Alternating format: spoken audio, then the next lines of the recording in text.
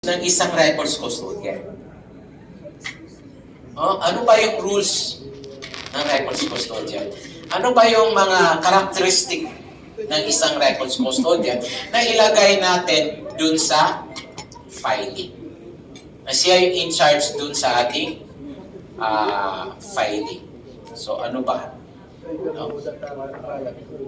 Yan. Parang nawala yata yung slide ko. Nandiyan yung slide ko.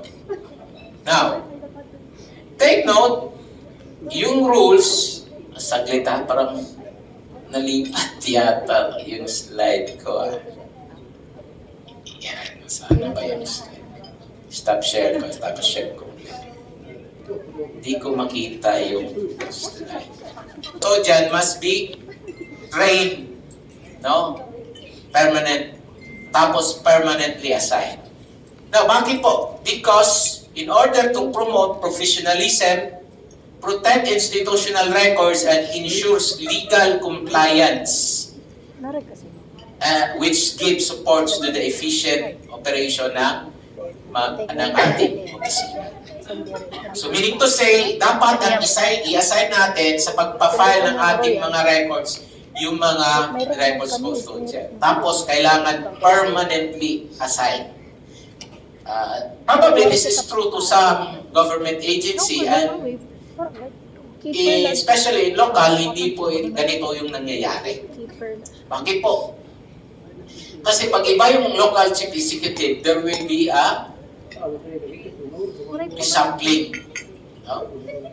So, halimbawa, may pinsan ako, dating records officer, nag-iba yung mayor, may punta siya sa ibang section. So, hindi nagagamit niya yung magiging records officer niya.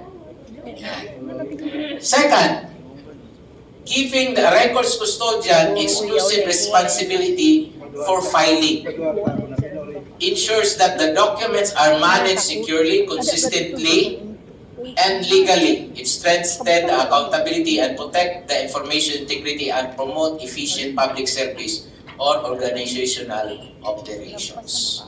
Meaning to say, pag siya yung in charge, bigyan natin siya exclusive responsibility na siya yung mag-file ng ating mga files. Para, kung sakaling may mawala, siya rin yung mananagot sa nawawalang records.